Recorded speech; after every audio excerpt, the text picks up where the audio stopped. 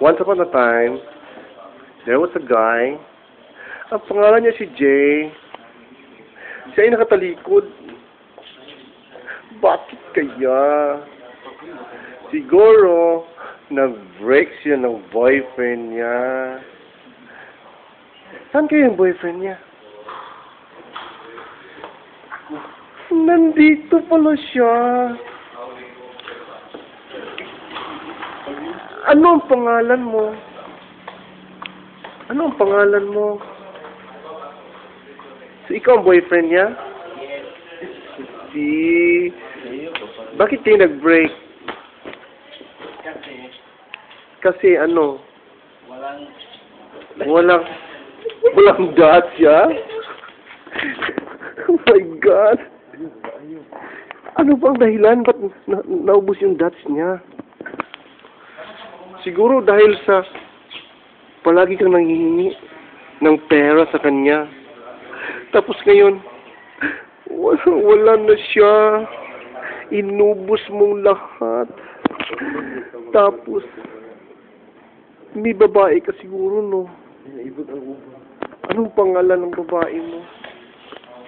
Ila. Sino siya?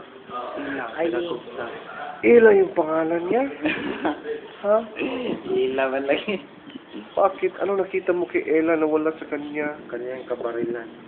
Si Ila. Anong kabarilan? Si Dilo na walang. Bakit ba? Si Ila. Ano kaya ang nangyari sa lalaking ito? Ano kaya? So ngayon, siya ay nag-iisa, nagdadalamhati.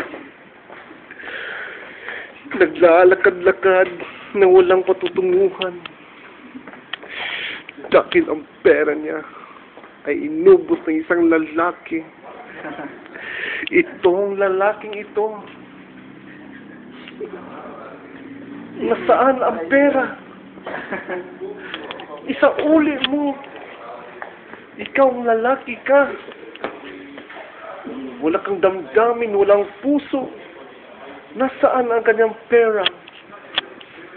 Inubos mo. Binigay mo kay Ella. Bakit? Anong nasa kay Ella na wala sa kay Jay? Lahat naman binigay niya para sa iyo.